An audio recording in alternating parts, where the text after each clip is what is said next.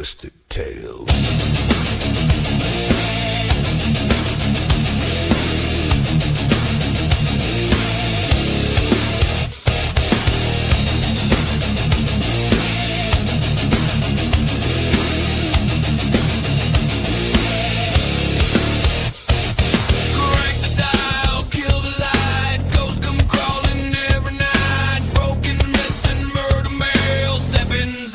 Twisted Tales, Twisted Tales, hell, blood and bones and no trails. Twisted Tales, hell, true got teeth and drags their nails. Urban riding, back road sin, dead men talking through the wind. Cursed objects, killer law. Once you.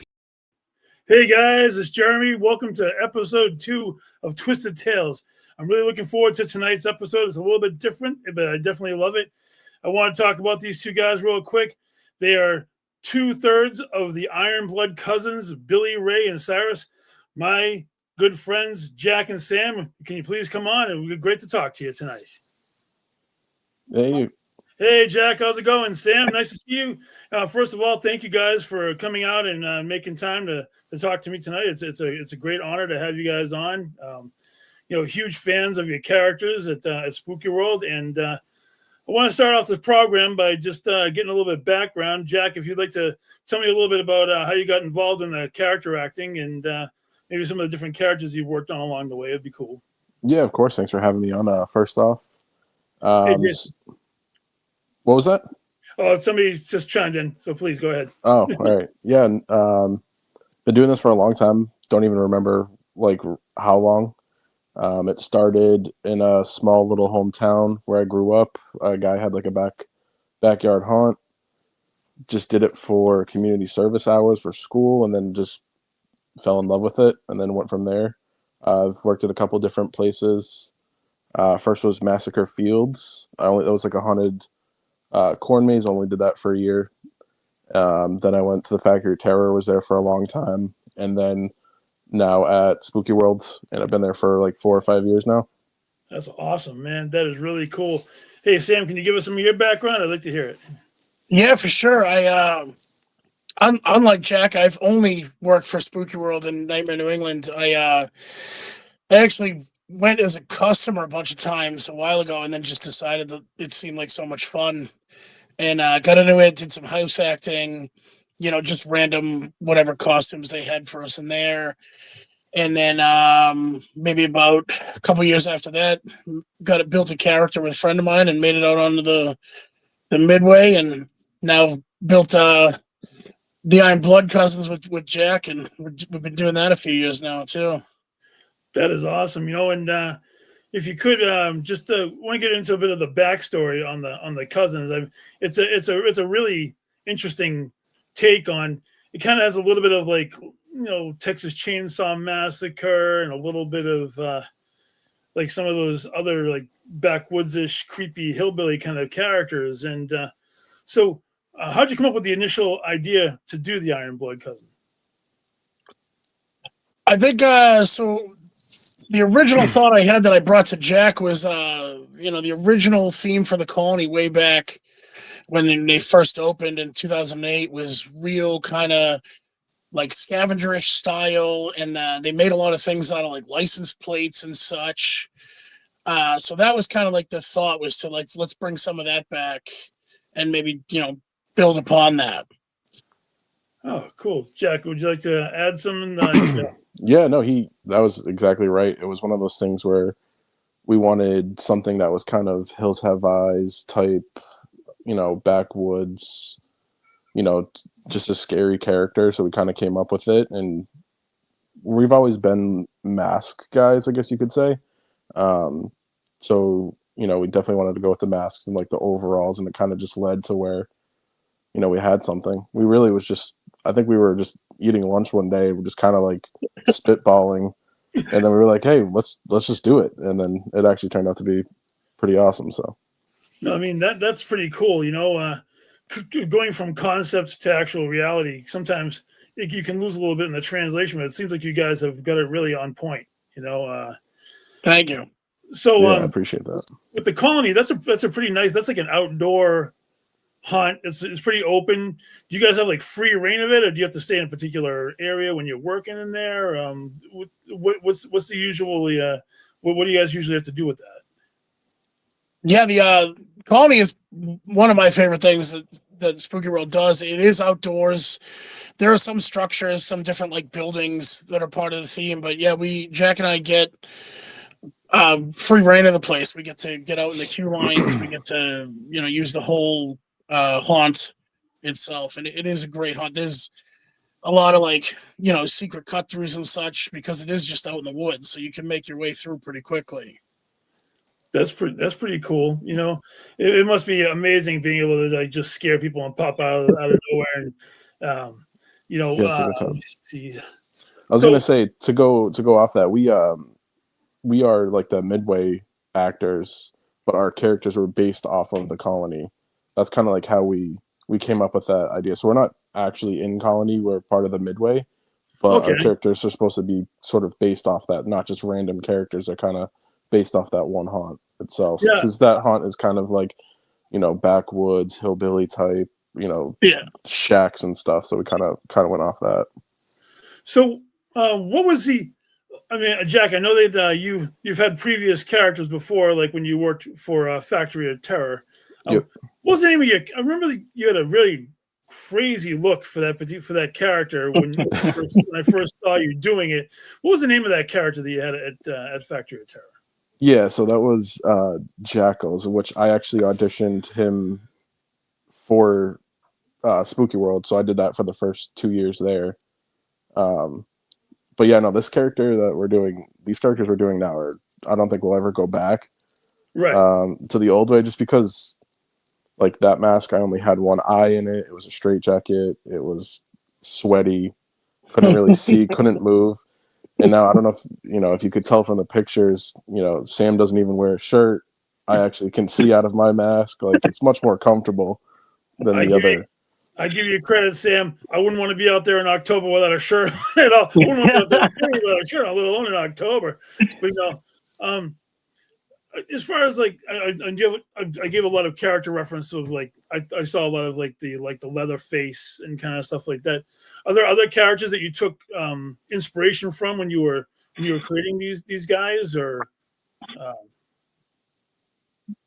was it just basically based off of like the Texas Chainsaw family, or did you take inspiration from other movies and other characters?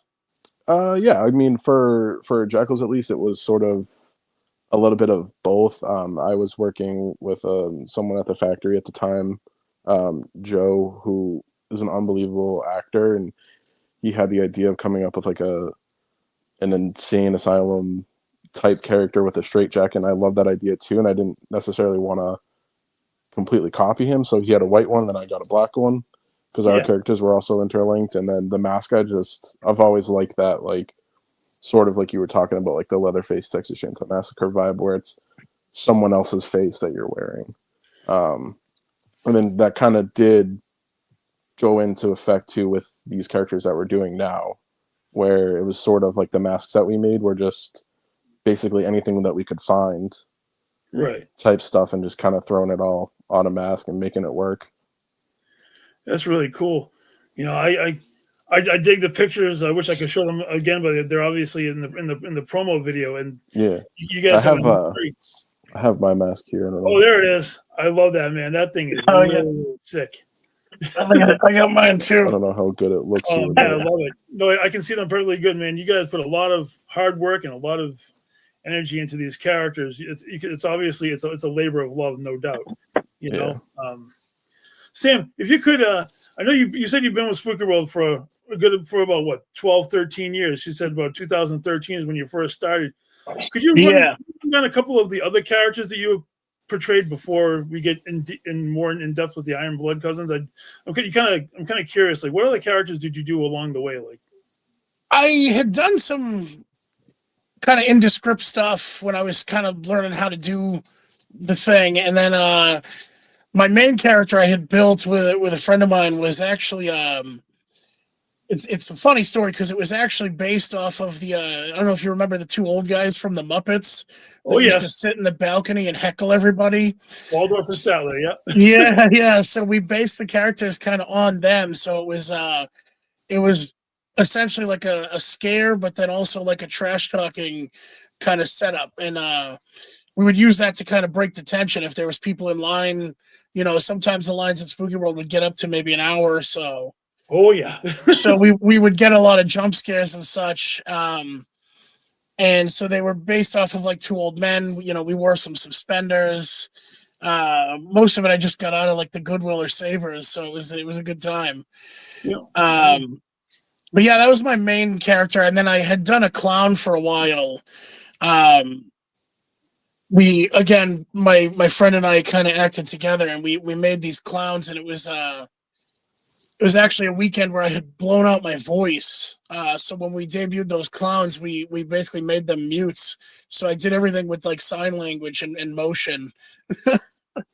That's really cool. Sometimes you don't even need. Sometimes words aren't even necessary because the actions are what actually get people to jump up out of their skin. You know.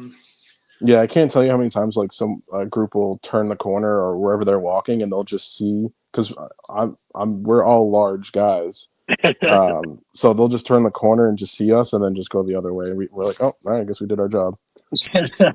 Yeah, my buddy Matt says clowns rule. I agree. I got my clown I shirt saw on, that. my horror clown shirt on.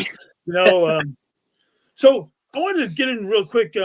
So if you guys could answer individually, why did you get involved in character acting in the first place? What drew you to that particular line of entertainment? Yeah, so like I said, I started off. I think everyone starts from the bare bones, not really having any idea of character development. Yeah. Especially when I started, I had no idea that was even a thing. It wasn't until later when I went to the factory, I was like, oh, there's like more to this. Like, you need to come up with a character. You need to, have a backstory. So it was one of those things I didn't even really know about. But I think, I mean, I can only speak for myself, but when you have like someone like, Sam that you kind of just work with and it doesn't even feel like you're working, or you guys can just kind of bounce. Click, Yeah, exactly. Yeah. And because I'd always been by myself for like the longest time. And then we kind of just met up one day and we were like, wait a second, we like act the exact same way. So it only made sense that we like stuck together and we're like, you know what, like our characters didn't make any sense because I was Jackals and then he was his other character that he was just talking about. Right. And we're like, you know what, like let's make something that we can both do that works. So no, that's pretty cool. I think what I was trying to say is like, what drew you into wanting to be a character actor? Like, were you always a fan of wanting to be a character? Like by watching horror movies, were you like, I want to do that? Or did you were you inspired by like watching the actors like when you were a kid going through it? Like what drew you to actually want to be a character actor? What was there a huge passion to like, I want to do this? Yeah, I mean that was definitely part of it, seeing that for sure. Like I had already spoke about Joe, the guy that was at the factory. Right. That's honestly really probably the person that made me do it the most, just because I didn't understand the whole character part. I didn't get that at all. And then he's just, told me about it and like, how it makes it so much better. And I was like, all right. And then seeing it and seeing these different characters that people have and like, seeing like sweatshirts and stuff made with people on it. I'm like, oh, all right. Like that is something that I would be into. And I agree. Sam, what drew you into wanting to become a character actor? I was actually, this sounds like a little bit cliche, but it was actually visiting Spooky World. I went there as a customer, before I got into it. And there was one event I can pinpoint for sure. I went as a customer, and I remember standing by like the concession area and heard this just like blood curdling scream. And I whipped around and I saw this little girl, maybe a woman about 5'4", just running like as fast as her feet would take her. And maybe about 10 feet behind her, there was a dude in full getup, which I have since met and, know the guy pretty well. But that was the moment where I was like, oh, I need to do this. And I signed up for the mailing list and went to orientation the very next year. And Dude, that's awesome. I've been there ever since. That is spectacular. I mean, I can tell just by talking about it, you guys have a true passion for loving to scare people. You know, Oh gosh. Yeah, as bad as that sounds. Yeah, right. It's really, no, there's a the 3-way picture of the three guys. Yeah. I mean, you know, Yeah. it's really amazing how you guys have developed these characters, and I'm sure that you're constantly coming up with different looks and modifications and things like that. Oh yeah, there's the two of you guys together. That's a pretty sick picture, you know. Yeah, we're already talking about next year or this year, I guess. Yeah. I had a friend of mine who had a pretty good question, and I kept it loaded up. He was actually he had done character acting before. I forget where he told me that he had done it, but he actually had a question where it was, you know, doing it for so long. He wanted to know, like, what do you make? What changes do you make every year to make it more enticing? Like, do you what makes it keep it exciting to you? Like, do you guys keep developing the look, or do you come up with better ways to scare people, like better stealth moves or things of that nature, or what makes it more? What brings the passion out every year a little bit more and more? You can go ahead. I think there's a lot that goes into it. I mean, part of it is just it's an addiction. I love it. In terms of like our characters and such, you know, sometimes we'll go a year or 2 or 3 where we just make tweaks. We add something to the costume or maybe distress parts of it a little differently. And then, you know, like Jack said, we're talking for this year about bringing out a whole new idea that, you know, we're still hashing out. It's still in its infancy, but so some years there's not much change. It's just the love of it and the rush that you get. And then some years there's a lot of change where you bring out a whole new, you know, item. That's fantastic, you know. Yeah, I mean, he hit that right on the head. I was going to say it's, you know, January, and we're already talking about stuff that's not going to be done until October. So I mean, I'm sure you guys were probably there's so much that's into it. I'm sure you were probably talking about it the minute that the hunt closes down. Yeah. During last season, we're like, you know, we could do next year, and then, you know, just spitballing off of that. Yeah, that's fantastic. Especially seeing you guys are free floating characters, and you get to roam the midway and just scare the pants off of people. So a part of it for us too is like what is the park doing? What are they bringing to the table? Because we get to experience, you know, we get to interact with everything that they do.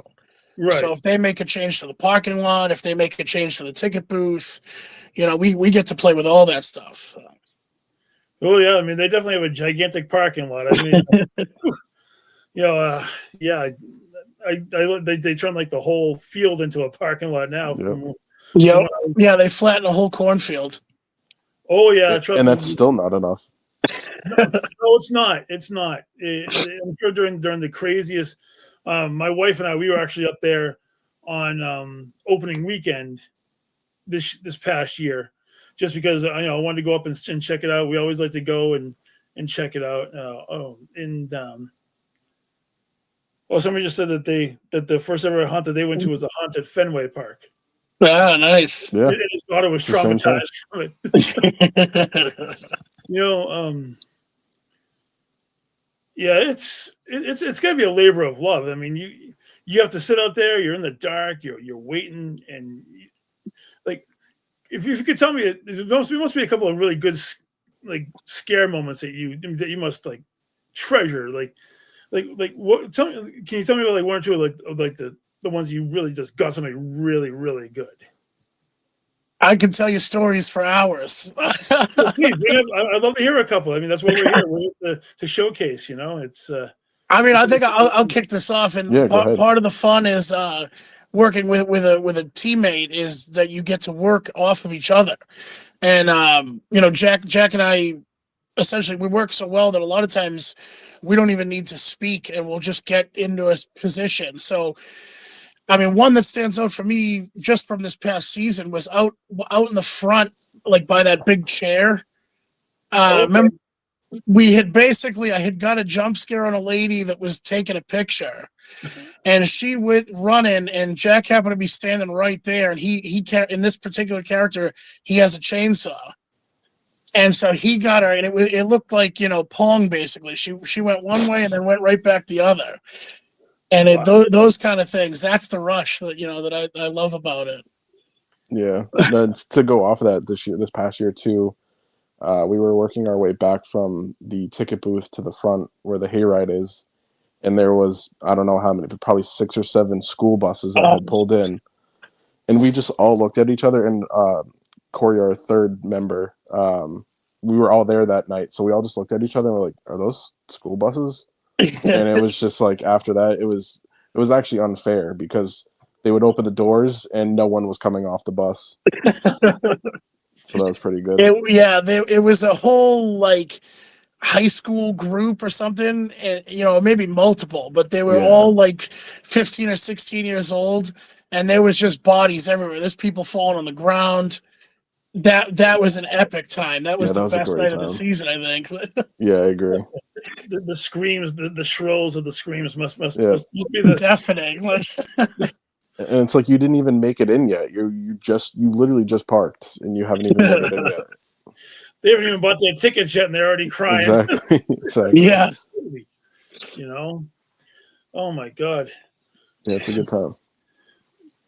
So you must love chasing the teenage girls around everywhere. They Whoa, pause. Well, yeah. throw the food everywhere. My wife is watching right now. Yeah. Relax. What's that? That particular my wife group is watching. Oh no, that group. You're in character, you know. No, I'm just playing. That's the best part. But that group that Jack brought up, there was a few of them that started running like toward the street. Oh yeah, and I had stopped chasing them at that point because I saw where they were going, and the parking people had to come in and be like, "Yo, stop!" Yeah, it's funny how that like switch just clicks off when like they're getting scared. It's like, yeah, let's not run into the street. Yeah, that's gotta be crazy, man. I'm telling you, you guys. It's fun. It's fun too to go back to like what you were saying too, because our characters are not particularly just scary characters. Like we have a lot of like entertainment value to it. Which I mean, those are like my favorite moments. Just like trying to make each other like break character. And trying, basically, like Sam's whole job is to just get as close to the line as he possibly can without getting fired. So that's what makes it fun for me, because it's so entertaining. The scaring is like one part of it, but the rest, especially Corey too, our other member, like some of the things they say or do, it's just like I just sit there and like have to stay in character, but I'm crying on the inside because it's so funny. But no, it's a good time for sure. So you guys must spend a lot of time like doing line work. Do you guys do like line work too, or pretty much just roaming the midway and getting people in the parking lot? Or do you guys like interact with and make the people in line like try to keep them from going crazy for waiting for hours on end? Because I mean, we've seen the lines of Spooky World, man. Those lines can get crazy during the busiest part of that season. You know. Yeah, we do a lot of that, and it's you know, like you said, it's either in line or it could be people like hanging out on a picnic table or whatever they might be doing, or there's axe throwing and things like that at Spooky World. So yeah, a lot of what we do is for sure scaring the pants off people, but also, you know, some of it is just banter and cracking jokes and, you know, giving people a good time, entertainment and whatnot. You ever go up in character and throw axes? I mean, that'd be pretty funny to do. I've tried. They won't let me. Yeah. Oh, really? that's too bad. I mean, you know how crazy it would be if you guys stood in line in character to throw axes, and the lady behind you or in front of you would be almost like, you know, pretty much shitting her pants because she'd be like, "Oh my god." Yep. Is he going to throw the axe? Or going to chase me with it? I have no idea. Yep. Oh man, it's amazing that you have these characters, and I wanted to go into a little bit of like the Iron Blood cousins. It's the backstory. Now we haven't really gotten into a lot of the backstory. Could you like explain the backstory? Like I mean, it's a pretty long thing. I bullet pointed it for the video, but I think people would like to just the origin story of the characters. I think is quite amazing. So if you could elaborate, that'd be cool. Yeah, so it was something that we had worked on together, and I actually wrote up like a whole backstory. And it's pretty long, but some of the bullet points are just that one of the old themes in Spooky World was the Bishop family, and the one of the old haunts that we had was a big like Victorian era mansion, and there was Oh a yeah, yeah. family. Yeah, you remember that one? The Bishop family lived in there, and then the colony was like the outcasts, I guess, the rejects of the family. So the our characters now, the Iron Blood cousins, come basically from the rejects of the family, Okay. and some of it is that now the Bishop family is not really a theme anymore at the park. So we built it so that like we went out, we had gone out into the world, and then came back to reclaim our territory, which is the colony area and Spooky World. That's fantastic. That's the short version. Yeah, I was gonna say, and it's funny because we had multiple backstories. Like I know you had written one, I had written one. I think we had come up with a couple different ones. Yeah. So yeah, I think the one that the park decided on was pretty good. No, I liked the whole like you're taking the flesh and like putting the actually like attaching it to yourselves via what was it, like staples or nails or something Yeah. like All of the above, yeah. Anything we All could the find. above. That was the point of it. Like pretty much anything we could find. Like I know Sam's Mask has like just random scrap metal and like bolts and Yeah. wire, and mine has like the same thing, screws, wire. Mine has some barbed wire on it, like anything you could find, and that's kind of like what we played off of, like that environment. Yeah, and I don't know if you can see it in the pictures that were up. That one where it's kind of a red hue. I'm actually holding like a severed forearm. Yes, So you can actually see that. Yeah. part of the characters is that we have like a I don't know what you'd call it, Jack, like a treasure bag, I guess, or like a prize. Yeah, So like we a prize have, bag. we have an arm, we have some like fingers that are all props and everything. But we, in interacting with customers, we'll let them like choose a prize, and then we inevitably steal it back. But like they get to, find something. There's like a foot. We have a foot in there. So, and it's all stuff that we've cut off, chainsawed off of people.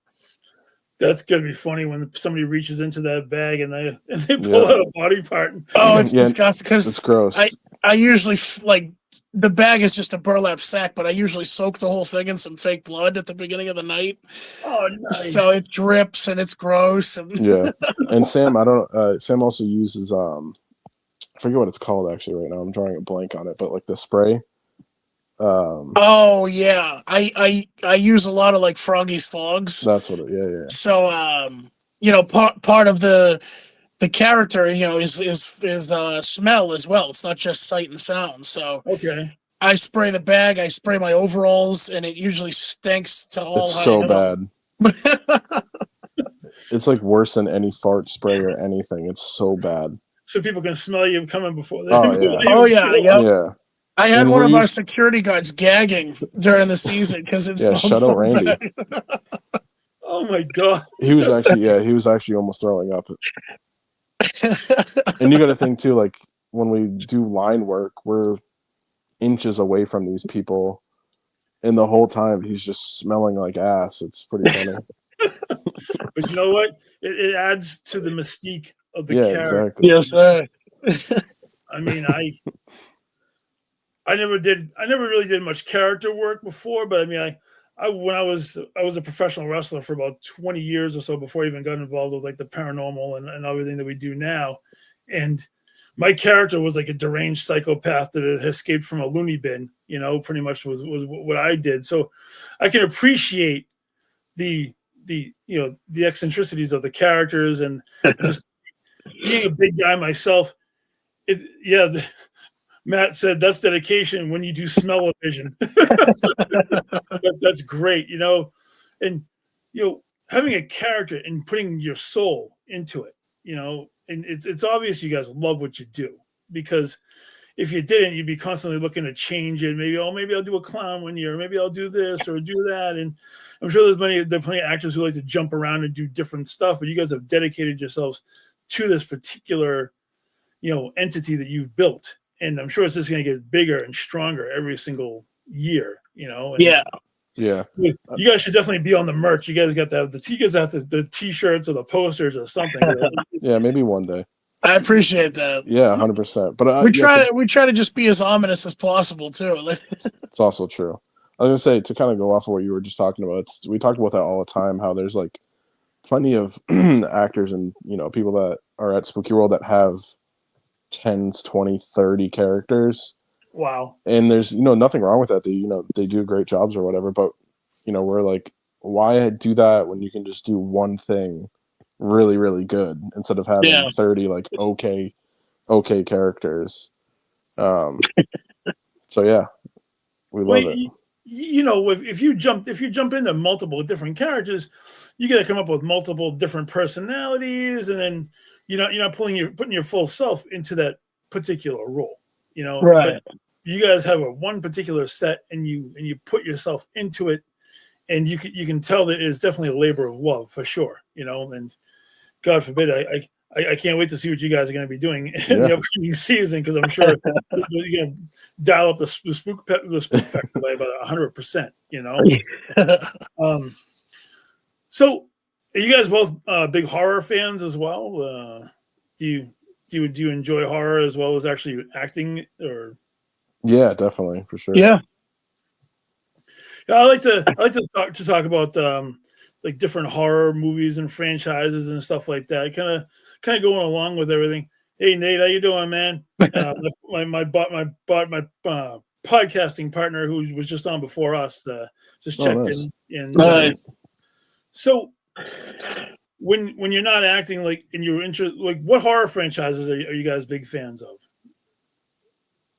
Oh man, for me, what really got me into it was the original It movie. Yeah, but back in the day, that one really struck it off for me. I love that movie. Cool. But yeah, and I don't know. I try to watch as many of them as I can, really. But I mean, I also grew up with the classic slashers. Jason and Freddy, but I enjoy. I think Freddy's my favorite slasher of all of them, to be perfectly honest with you. Really? Interesting. Robert Englund is probably a god when it comes to horror. I mean, he makes it funny and gruesome all at the same time. That's true. Especially the first one. The first one's an absolute classic. Yeah. What about you, Jack? What are your favorite horror franchises or characters and stuff like that? Yeah, honestly, so like I know Sam had mentioned like what got him into it. I think for me, I remember watching. It's probably not my favorite, but I remember like actually being scared of like the first Jeepers Creepers movie because I was young, and like I don't know, that got me. But now, we're usually into like anything, any new thing that comes out. I think the last thing that we had just watched was Welcome to Derry. So I'd kind of go off of that too. I think even the new I enjoy that. Oh, there's the Skarsgård version of it. Yeah, it's really good. I don't know if you've got to watch that show, but on HBO, but it's pretty good. 5 or 6 episodes of Welcome to Derry. It's pretty cool. Yeah, and he's not even in it yet. He's not like it doesn't come until I don't even remember what episode, but I remember being a couple episodes in and being like, where is he? Like, what's going on? Yeah, I know. It's somebody just wrote Freddy is the GOAT. Yeah, I agree. Well, Freddy Krueger from the 80s and the 90s. I feel bad for Jackie Earl Haley. He should never have been casted as Freddy Krueger because the 2018 version of Freddy Krueger. Yeah, was that the Freddy versus Jason one or what's that? Which one was that? It was probably 2018. The guy who plays Rorschach from Watchmen and also who's also in the Bad News Bears back in the day. Yeah, he actually played Freddy Krueger. Yep. In the remake of A Nightmare on Elm Street. And problem is the guy was only like 5'5", 5'6", and everybody else in the movie, even the women, were taller than him. It takes away from that because Freddy is like 6'2" and gangly and has a particular mystique to him.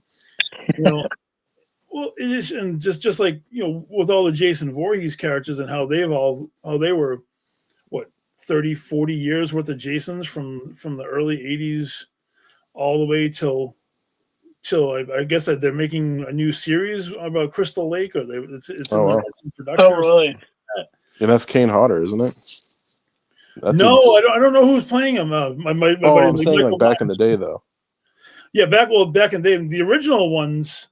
I know C.J. Graham was before him, and there was But those are all big dudes. Mhm. Yeah, I mean, Jason's been played by a big dude all the time.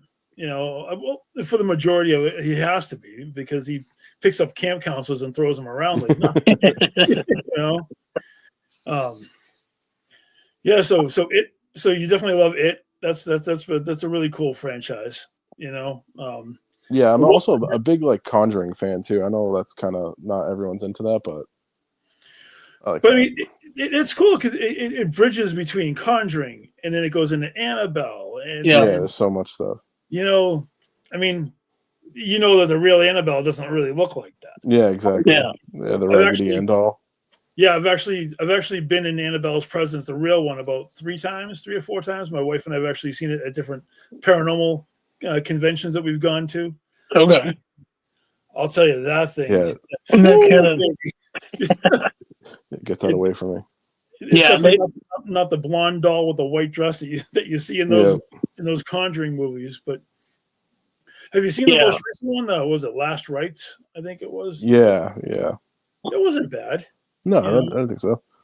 It's tough because I feel like everything's sort of been done, so it's kind of hard to when something's going to happen. So I'm assuming all of us, will, like just us talking, we don't actually get scared when we're watching like a horror movie. We're just kind of in it for like the acting and the plot and that stuff. So like it's hard to get scared, but not scared. But I mean, once in a while they might pull something out that might give you a little bit of a jolt or something like that you weren't quite expecting. Yeah, the one that really gets me now is Art the Clown, Terrifier. That dude. Oh yeah. The level of intensity and what he does. Oh my God! Have you seen those? Yeah. Terrifier is insane. Yeah. You know. Or the lack of acting in the B movies. I appreciate. I love all sorts of cheesy stuff too. I mean, all the trauma films like Toxic Avenger and all those other ones. They're pretty. But I know Art the Clown is good because they actually made them bring back practical effects. Because for a long time, horror movies, they got off on this big CGI tangent, like on the Final Destination series. Yeah. Some of the Saw franchise kind of went off in that direction, and it's nice to see them actually come back to the bare bones. The makeup and the fake blood and all the cheesier the better, man.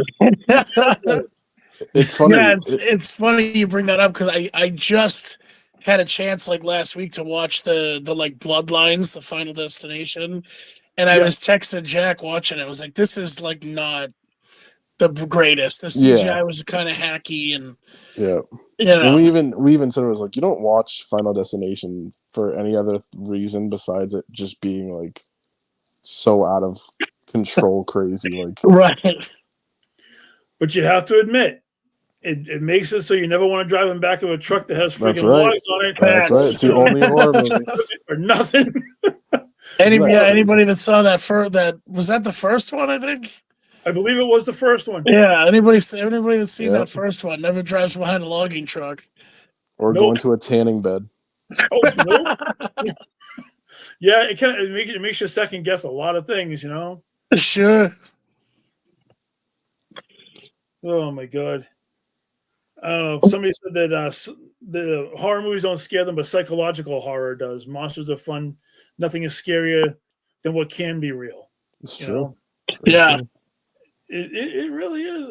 I mean, try living in Wisconsin. Wood hauling trucks everywhere. No thank you. I'd be like that'd be like Groundhog's Day mixed with Final Destination. I'm all scared with that. Yeah. Oh my God. I don't know if you've seen the new Toxic Avenger has Peter Dinklage as the Toxic Avenger. Oh really? It's actually pretty decent. I gotta say. No, I got a lot to watch, I guess. Yeah, me too. I found it popped around. I think it was like Hulu or Peacock or one of those stations. Hey, Morgan, how you doing? Right? You know, I love really crappy ones. You know, like my guilty pleasure horror movie is Killer Clowns from Outer Space. I can never get enough of that one. At least once or twice a year, I like to pop that one on. You know, That's funny. I think Sam just mentioned to me the other day there's a new Scream coming out, and I see the Scream mask behind you. You must be excited for that. Oh, I love the franchise. You know, Yeah, it got a little wonky in the last one. You know, I don't mind when there's like one or two, but when there's three of them, well, you know. Yeah, oh, that's right. Yeah, Somebody keeps putting up Spencer from Ice Nine Kills because he makes so many horror movies references in all of his songs and stuff like that. they did a whole album. Yep. I just saw them in Worcester at the Silver Scream convention last year in Worcester. We were at the show that they had that night. And, Oh, awesome! yeah, that was a pretty viral moment because they actually brought the real Art the Clown on, and he killed one of the women wrestlers from WWE. Rhea Ripley. I saw that. That was insane. Moments like that are pretty cool, you know. Yeah. So, do you have any guilty pleasure horror movies? Anything that kind of makes you laugh and be like, I don't even know why I watched this thing, or Oh man. I love the whole Saw franchise. Really? I don't know. Some of that just makes me laugh. It's so like over the top. Oh, You know, it's tough too because I almost don't even consider that like a horror movie. It's just gore. You know. yeah, that's true. yeah, you're right. You're definitely. I think so. I mean, some of these movies out there are pretty crazy. Like, was it Screamboat? Have you heard of the Screamboat movie? No, No. but that's one I'm sure how I'd be like, why am I watching this? the guy who plays Terrifier is in the movie Okay. Steamboat, where because Disney lost the rights to Mickey Mouse or they gave up the rights to the original versions of Mickey Mouse and Donald and Goofy and all of those guys, the original versions. All right. Somebody took Steamboat Willie and turned it into a movie called Screamboat, and the guy who plays Terrifier actually plays. Oh, no way. And he's like goes around killing people on the boat and stuff like that. It is freaking wacky. Weird. So I just thought of one now that you're talking about both. You remember the Ghost Ship? Yes. Oh yeah. Yeah. That was pretty funny. I remember that opening. I'll never forget that opening scene. Yeah, with the broken wire. Yeah, Yeah. where everyone gets cut in half besides the girl because she's like smaller. She's shorter. Yeah. Man, That's crazy. There are so many great franchises. I mean, there was a one that came out a few years ago. It was The Collector. Have you ever seen The Collector? Oh man. No, I don't think Guys so. in like the black bondage outfit that would had set up these crazy traps inside of this house and Oh, all right. taking people out. The second movie, he booby trapped an entire nightclub and I think he took out like 400 people within the first 5 minutes of this film. It was No kidding. insane. And then that movie was called The Collection. If you ever get a chance to check out The Collection, man, that thing is wacky. All right. Do that. I was gonna say, me and my wife, like, we always watch horror movies, but I feel like we watch so many that I don't even remember like some of the names of them. So I might have seen that one, but I'm not even sure. There's so many horror movies out now. It's crazy. Well, there definitely are. I mean, and there's like, I like when they mix genres. Like Christmas horror movies are pretty cool. You know, Yeah. like the one the horror movie based off the Grinch called The Mean One. That one, Yeah. I don't know if you've seen that one, but that one's actually pretty funny. No, I haven't. That's cool. That's the same guy who does Art the Clown too, David Howard Thornton. Oh wow. He does some amazing work, you know. And talk about a guy who does all of his work like you guys do. You don't even have to talk to scare people. He didn't even talk in like any of these movies. He does all characters that don't have any dialogue at all. And, Yeah. but it draws people to you. You know, Mhm. you know, to me, like you guys have characters that draw people in. Because Or away. Right. Yeah. Yeah. Well, I mean, there are so many like there are a lot of actors, but most of them aren't like over the like larger than life people, you know. Yeah. And you guys are bigger than average people, so when you put on those costumes, you're even more menacing. And to me, that brings an aura to the actual characters, to the story that you're trying to tell, to everything that you guys bring to Spooky World. It gives you guys it gives you guys a presence that's bigger than just running around rampantly and dressed in whatever. You know, Yeah. it's hard for, you know, because I'm a big dude. And I like to go to a lot of different haunted attractions. You know, my wife and I we tend to travel to a bunch of them. You know, just to see different things and different set work, and you know, I love everything that has to do with horror, like, you know, and haunted attractions. You know, some years I think Spooky World has hit it really well. There was Hey, listen, you can be honest. There was a swing and a miss, and it's like, oh my god, that was cool. You know, I'm just being honest. No, sure. You know, we do the same thing. As much as we love that place and should probably promote it, we probably say the same things you do. You know, and I think we always have the same complaint, and it's nothing major, and whatever. The clown attraction is just a dud. I'm sorry. I love clowns. I love everything about horror clowns, but it just falls short every time we go. It doesn't matter what time of the season we go. There's never anybody in the right places where they find opportunities to scare people. It's like it's empty for long stretches, and then look, there's somebody on a bungee cord, and it's like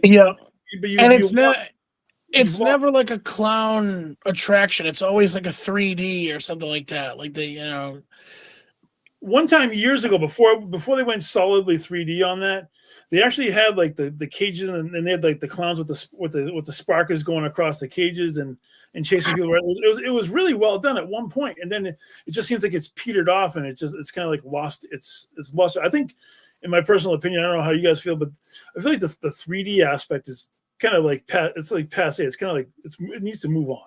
You know, it was cool at one point, but it seems like people are more interested in the grittiness of, you know, and space more than putting on 3D glasses and trying to find your way through a maze. And that doesn't just go for Spooky. That goes for like all the attractions. Yeah. Too.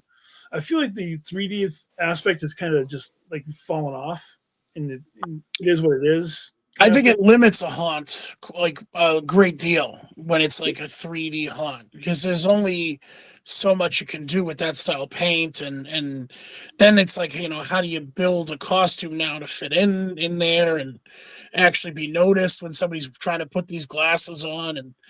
But yeah, so I think it's like you were saying, it's kind of lost some of its luster, and it's a dying thing. To go off of what you were talking about too about the paint, if you go to any haunt like in this area, it's all done. All 3D haunts are done by the same guy. I forget the guy's name, but he paints them all. Like the Factory had the same one. I'm pretty sure, you know, Fright Kingdom has the same one. Spooky World has the same one. It's all the same thing, so it gets kind of like lackluster. But no, I agree. You know, and you have to, you know, when you go to enough attractions like I do, and you spend a lot of time in attractions like you guys do, you know, you want to see something a little different. You want it to change up. Just, it doesn't have to be like crazy different, but, you know, do a little some subtle changes here or there, so that you get interested to go every single year. You know, you don't want to go through the same haunts and the same things every single year, because eventually you're going to stop going, and then, you know, and then places lose patronage because of things like that. You know. That's just my opinion. I mean, no, I mean we say the same thing. We agree. We see the same thing every year. Luckily, you know, Spooky World's been, obviously they can't change everything every year, but they change what they can, and, you know, recently it's been getting a lot better. Oh no, it definitely has. You know, in the last couple of seasons, you can definitely tell that they've made a lot more effort as far as, like, you know, changing things up a little bit here or there, and getting you guys to be more involved. You know, doing what you do, and how do you stay? I mean, you must like hiding out in the dark like all the time. You spend so much time in the woods and even on the woodway. Like, how long did it take you to get used to to actually like doing the characters and hanging out in the dark, and it's gonna be like a mind meld at some point. You kind of gotta get used to it and build up a little bit of tolerance, right? It's funny too because being like a midway actor, it's not dark at all. It's the complete it's the most well lit. Especially like this past year, we were talking about it a lot. Like there was 45 spotlights out front. Like it's brighter than noontime. So you kind of just have to figure out a way to having a partner is like definitely helps with that. Right. And just having that ability to work off of each other, where you can sort of have someone focused over to the right, but then the other person goes over to the left, like whatever it may be. Yeah, and that part of it is it's all the things. It's the like games they have, the axe throwing, the concessions. So everything has lights for that stuff. So a lot of the midway acting, a lot of the like interactions that we do when we're out like that is in full color, full daylight, basically. So a lot of times, Jack and I will actually dip in like into a house when we're looking for some darkness to exactly. take find a spot, hide for a minute, get a jump scare that way. But no, it definitely makes sense. I know that you didn't start off with Midway. You actually started off in the Colony, and you've actually worked in other haunted attractions where you're in the dark in that one spot, and you have to do that. You have to do that over and over and over again. Like, how long did it take you to get? I see what you're saying. Yes. How long did it take you to get used to actually like living in the dark, pretty much for several days a week, and you're in costume, and you're constantly having to reset yourself and redo and scare people. How long did it take you to get used to to being in the dark and adjusting to all that? I mean, I can speak for myself. I think it took like basically the majority of my first season to just even get used to the idea of because scaring a person is not something you just do out at the mall or something. If you're a polite member of society, so like it took the decent part of my full first season to kind of get used to that and get used to the idea that later in the night when it starts getting a little slower, that you might be waiting for somebody to come around the corner. So you do have to kind of get in tune with your with hanging out and like at Spooky World, when you're outside in the Colony, for instance, I've encountered skunks and other rodents out in the woods.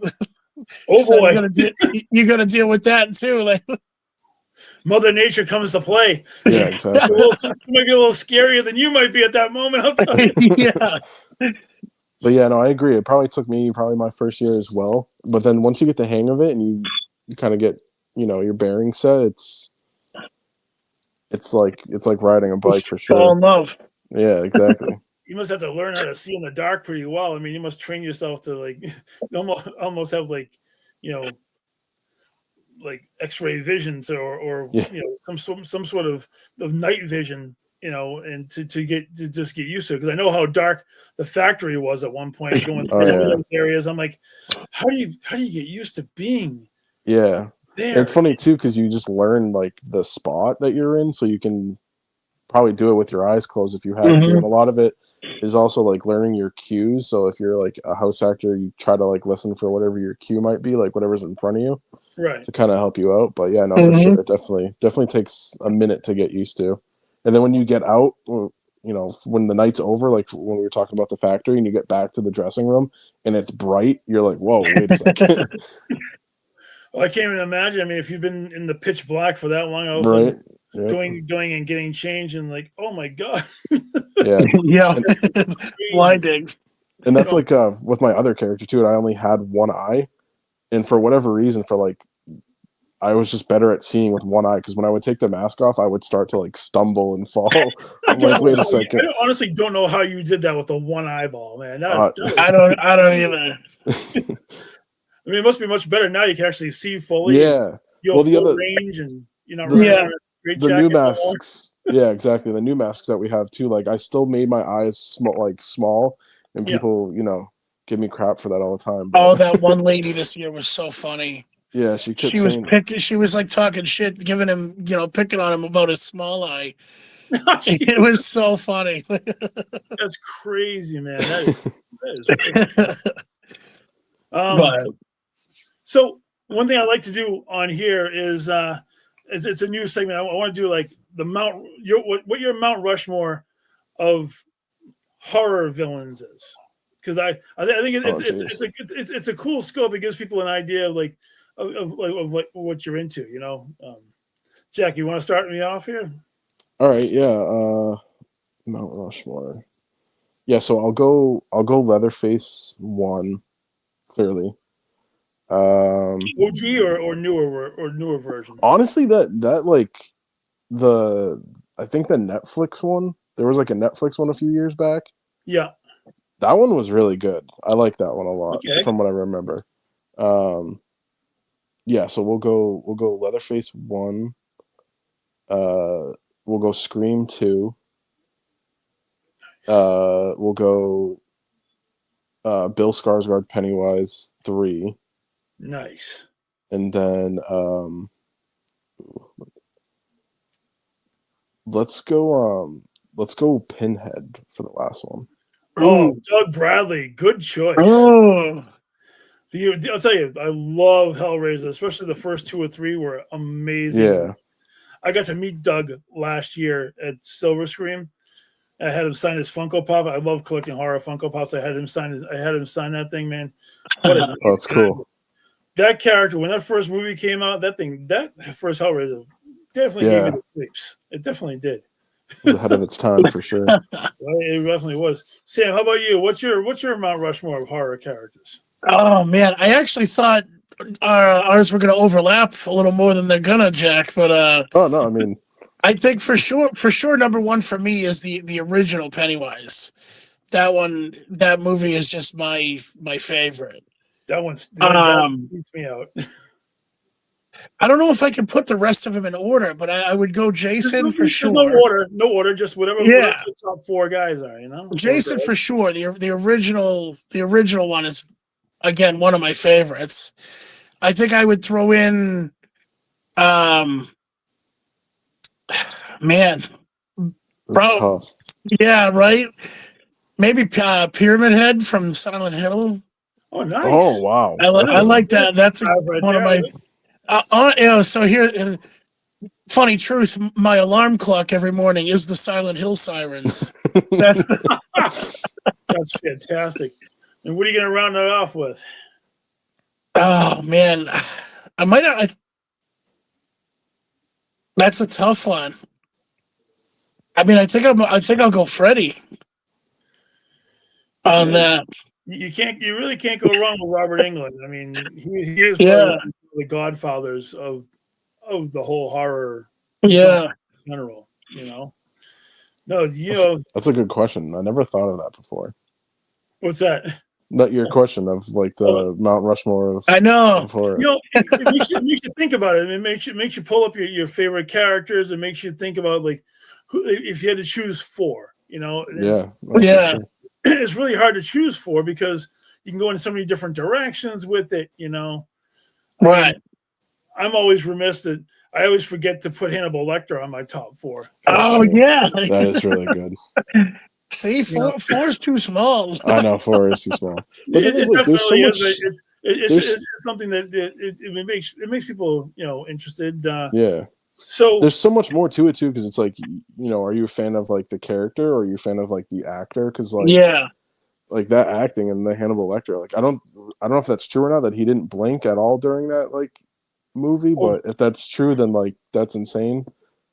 I mean, there are different Hannibals, but I go with the obvious the Anthony. Yeah. Anthony. Yeah. He's amazing actor. So, guys, listen, we're gonna tie this thing up right about now. If you'd like to tell people where they can find you in the upcoming season, it's the floor is yours. Yeah, you're a better spokesperson than I am, man. You go.